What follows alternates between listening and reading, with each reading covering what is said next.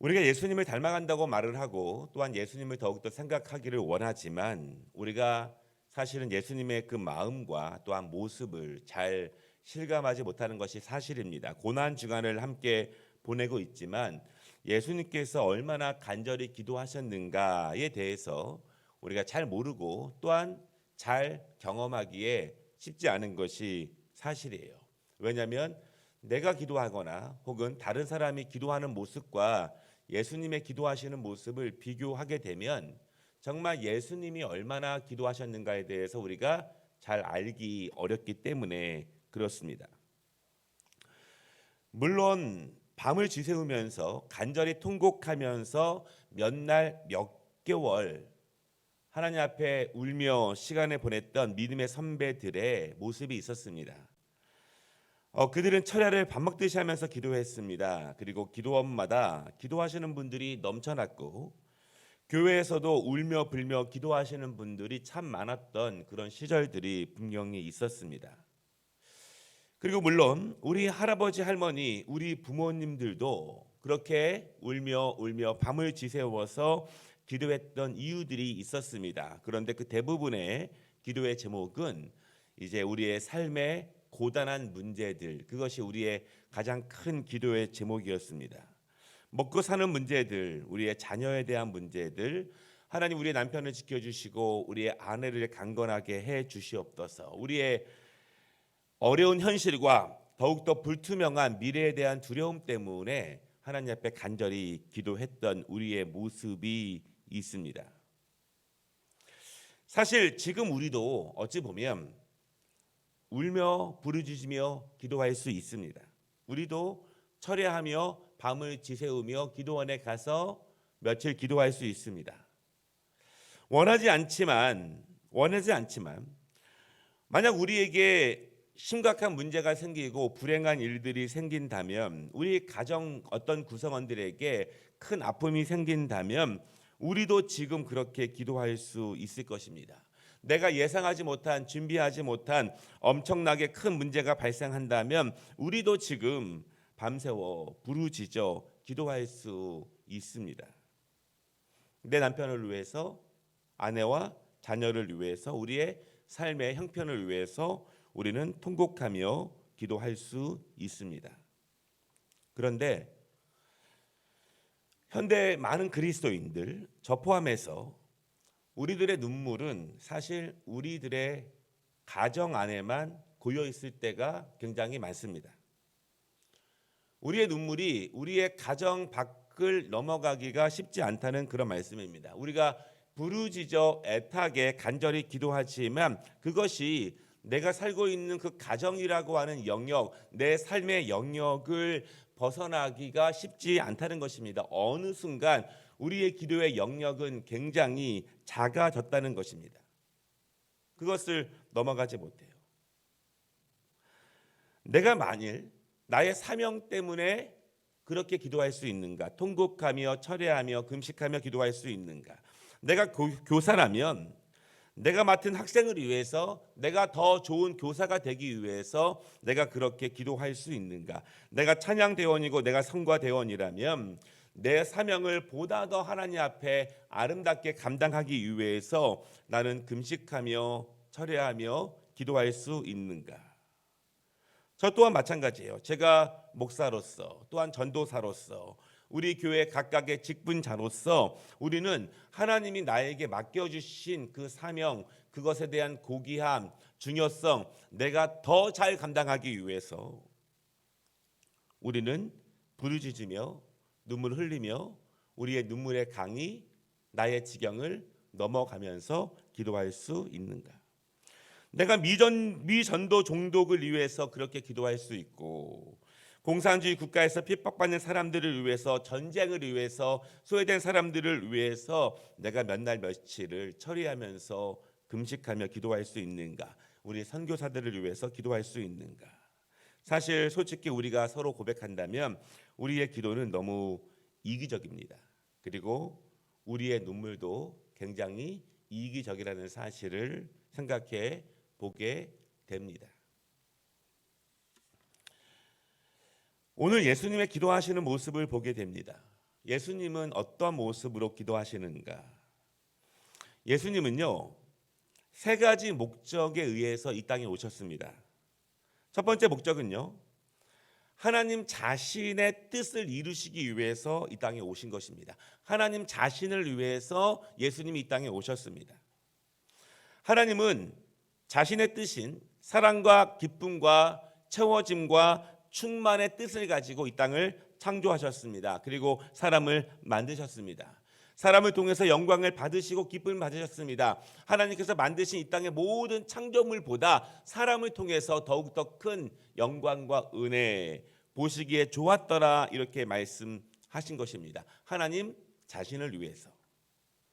그리고 이제 다시 하나님께서 만드신 그 뜻을 이루시기 위해서 죄로 인해서 죽을 수밖에 없는 우리를 위해서 그 아들을 보내신 거예요. 하나님의 뜻은요, 인간의 완전한 자유와 충만함, 그리고 하나님과의 복된 관계, 하나님은 그 안에서 충만한 사랑을 느끼시고 완전한 기쁨을 누리십니다. 하나님 자신을 위해서 예수님을 이 땅에 보내셨습니다. 두 번째, 하나님은요, 우리를 위해서 예수님을 이 땅에 보내셨습니다. 하나님께서 인간을 사랑하신다는 증거는 명확합니다. 첫째는 그분의 형상대로 사람을 만드셨다는 거예요. 어떤 짐승이 아니라, 어떤 식물이 아니라 하나님의 형상대로 사람을 만드셨다. 그것보다 더 큰 하나님의 사랑을 우리가 무엇으로 볼 수 있을까요?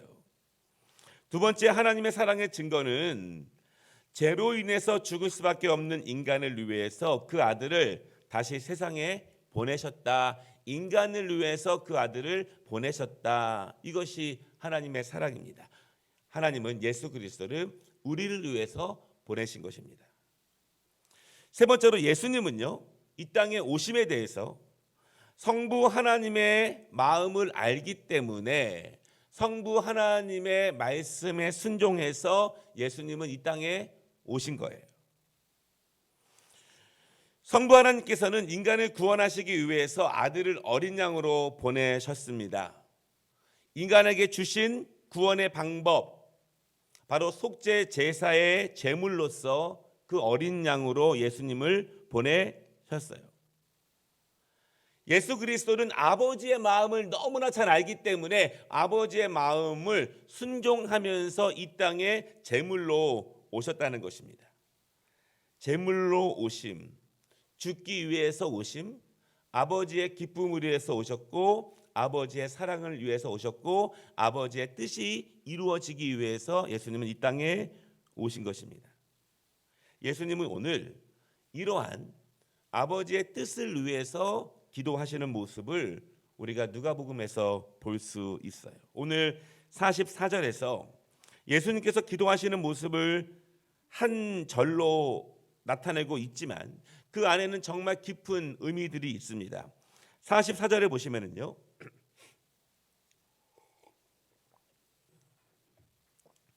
예수께서 힘쓰고 애써 더욱 간절히 기도하시니 땀이 땅에 떨어지는 핏방울 같이 되었더라.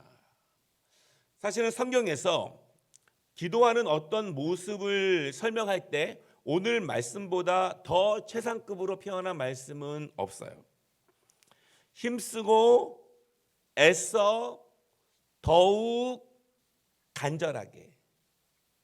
오늘 누가가 예수님께서 기도하시는 그 모습을 그가 표현할 수 있는 가장 강력한 언어를 통해서 예수님의 온 힘과 온 마음을 다하는 그 기도의 모습을 이렇게 설명하고 있습니다. 이것은 기도의 내면적인 것만 말하는 것은 아니에요. 내면으로만 가장 강력하게 간절하게 기도하고 있는 모습은 아닙니다. 그 기도의 모습이 외면으로 나타난다는 거예요. 우리가 묵상으로 기도해야 될 때가 있고요, 부르짖어 기도해야 될 때가 있습니다.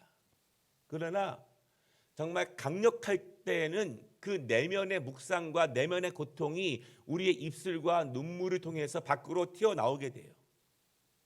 우리는 그런 경험을 하게 됩니다. 오늘 누가가 뭐라고 말하고 있냐면 땀이 땅에 떨어지는 핏방울 같이 되더라, 이렇게 표현하고 있습니다. 그 내면에 있는 것들이 외면으로 표출되고 있는 거예요. 땀방울에 피가 섞여서 떨어진다. 제가 의학적으로는 잘 모르지만 이것을 의학적으로 이렇게 설명을 하더라고요. 헤마토 하이드로시스. 간단히 말씀드리면요, 땀샘 주위에 있는 혈관이 엄청나게 큰 스트레스와 충격을 받을 때 급격하게 수축과 팽창이 굉장히 오랫동안 반복되게 되면 혈관이 파열되면서 그 혈관에 있는 피들이 땀샘으로 들어가게 된다고 합니다. 그리고 땀이 막 솟아날 정도로 몸에 열이 생기게 되면 그 혈관을 통해서 땀방울이 핏방울과 함께 섞여서 우리의 몸 밖으로 배출이 된다고 하는 거예요. 엄청난 큰 충격과 큰 스트레스로 혈관이 수축과 팽창을 급격하게 반복할 때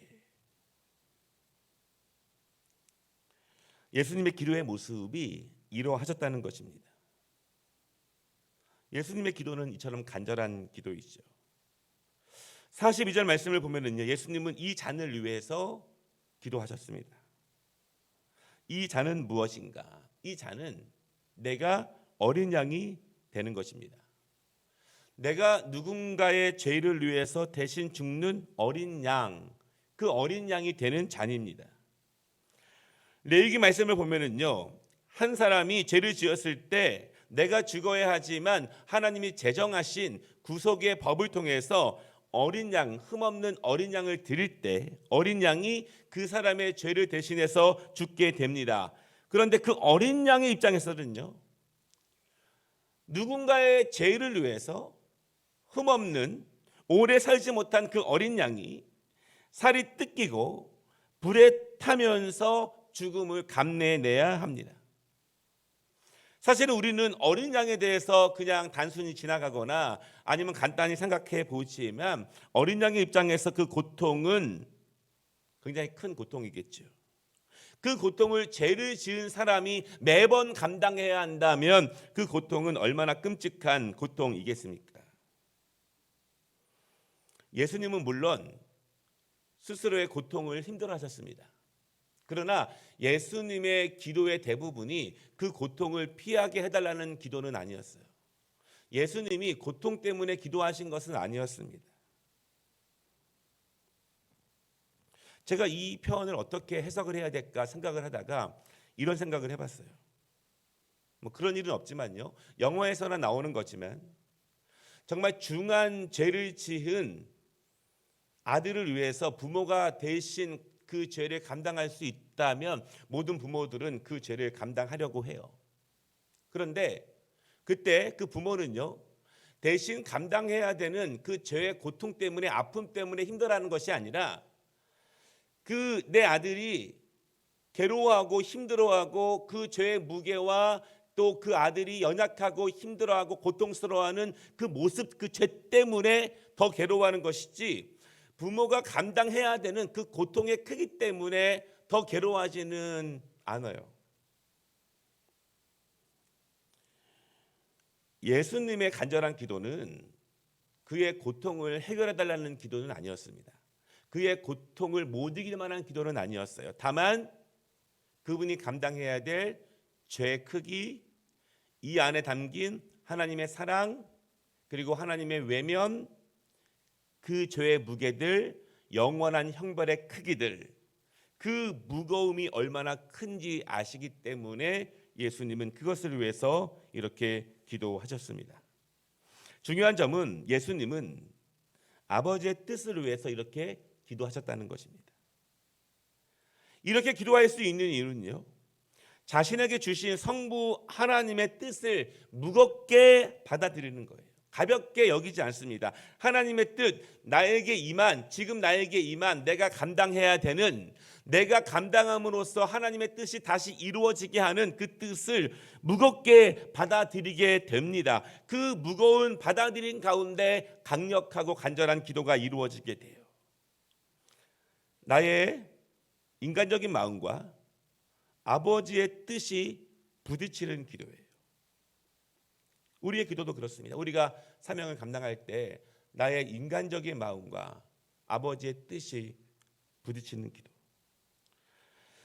자신이 받는 고통의 크기와 아버지가 주신 사명의 크기가 충돌하는 기도가 그 사이에서 이루어지게 됩니다. 내가 죽어야 마무리되는 이 거룩한 소명과 그 아들을 지극히 사랑하지만 그 아들을 죽음으로 몰아가고 있는 아버지의 마음이 충돌하는 기도예요. 그래서 단순히 이 기도는 내 입장에서만 간절하기 때문에 피가 나는 것이 아니라 아버지의 마음과 내 마음, 이 모든 백성들의 마음, 하나님의 우주 만물을 향한 큰 뜻, 그것이 연합되기 때문에 그 기도는 간절한 기도가 됩니다. 우리가 보통 우리의 사명을 위해 기도할 때 거의, 물론 내 마음과 하나님의 뜻이 충돌하고 부딪히지만 사실은 우리는 내 마음과 내 환경과 내 입장에서 더욱더 주관되게 기도할 때가 훨씬 더 많습니다. 그러나 우리는 그 너머 나에게 주신 사명을 통해서 이루시려고 하는 하나님의 크신 뜻, 우주 만물의 하나님의 기쁨과 영광을 채우는 데 있어서 내가 맞춰야 할 그 하나님의 부르심의 소명에 합당한 은혜와 모습들, 헌신들, 눈물들, 그것은 우리가 잘 생각하지 못해요. 그러나 예수님은 아들의 마음과 아버지의 마음, 그것을 넘어서 이루시는 하나님의 크신 뜻 가운데 이것을 기도하게 됩니다. 예수님의 땀방울이 핏방울과 함께 나올 때 그때 아버지의 마음은 또한 어떠셨습니까? 이삭을 데리고 모리아 산을 올라가고 있는 아브라함의 마음은 어떠셨을까요? 그 사명을 주실 때, 그 사명 때문에 괴로워할 때, 그 사명 때문에 힘겨워할 때, 그 사명 때문에 간절히 기도할 때 아버지의 마음이라고 편한 것은 아니라는 것입니다. 아버지는 더 큰 눈물과 더 큰 아픔으로 함께하고 계시다는 사실을 우리는 종종 외면하게 됩니다. 사명 감당은 아버지의 마음을 알 때 이룰 수 있습니다. 이 사명을 주신 아버지의 눈물, 그 마음, 그 큰 뜻을 알 때 내 뜻을 이겨낼 수 있습니다. 내가 감당해야 하는 사명에 담긴 아버지의 뜻, 하나님의 영광, 우주 만물을 충만하게 채우시는데 나를 사용하시는 그 하나님의 큰 뜻을 알 때 우리는 눈물 가운데 아버지의 뜻으로 나아갈 수 있습니다. 충돌의 기도, 부딪힘의 기도, 어떤 명상이나 생각이나 누구의 조언으로 가라는 것은 아니에요. 이렇게 명령한다고, 푸시한다고, 요구한다고, 원한다고 되는 일들은 아무것도 없습니다. 요즘은 더 그렇죠. 하나님과 개인적인 만남을 통해서 그 사명의 의미와 하나님의 뜻과 마음을 우리가 알아들어야 합니다. 그렇지 않고서는 지속력과 일관성이 매우 떨어질 수밖에 없어요. 잠시적으로 잠깐 불타오를 수는 있지만 오랫동안 불타오르기는 너무나 어려운 이 시대가 되어버렸습니다. 그럼에도 불구하고 우리는 부딪힘과 충돌의 기도에 깊이 빠져볼 필요가 있어요. 내 뜻과 하나님의 뜻, 내 상황과 하나님의 마음, 내 눈물과 하나님의 크신 뜻, 피가 땀방울이 되도록 깊은 수축과 이완을 통해서 그 기도를 이룬 은혜를 우리가 누리는 것은 너무나 중요합니다. 왜냐하면 하나님께서는요, 깊은 기도와 영성의 기도와 간절과 사모함의 기도를 통해서 하나님께서 그 기도 가운데 함께 하셔요. 어떻게 함께 하시냐면 43절에 보십시오. 천사가 하늘로부터 예수께 나타나 힘을 더하더라.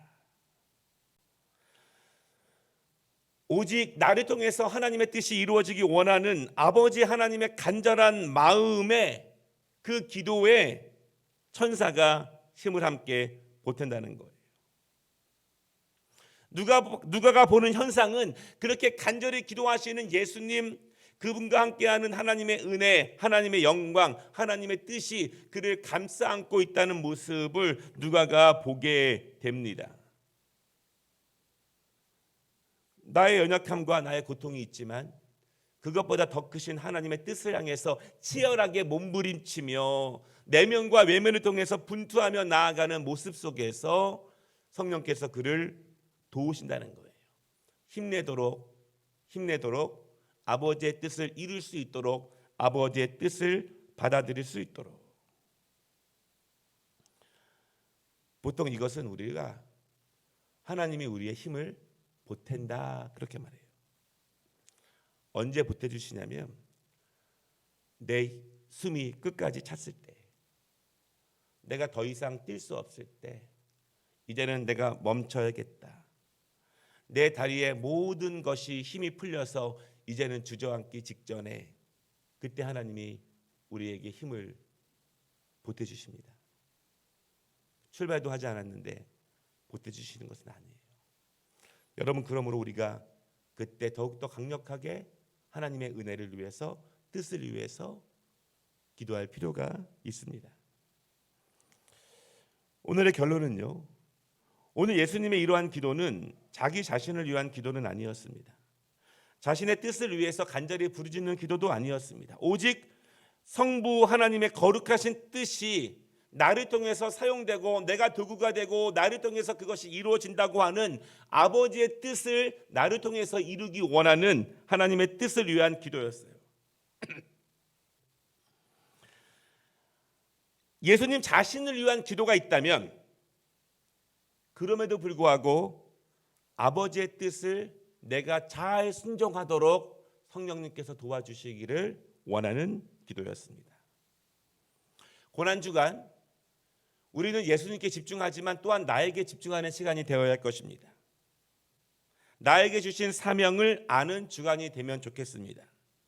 나에게 사명을 주신 성부 하나님의 마음을 기억하는 시간이 되면 좋겠습니다. 내가 이 사명을 감당하면서 애쓰고 힘쓰고 눈물 흘리고 고통 가운데 있지만 그 위에 힘을 더하시고 함께 울고 함께 애쓰며 그럼에도 불구하고 나를 통해서 하나님의 크신 뜻을 이루고자 하시는 그 아버지의 뜻을 알고 그 뜻을 순종함으로 잘 받드는 이 고난주간 되시기를 주님의 이름으로 축복합니다.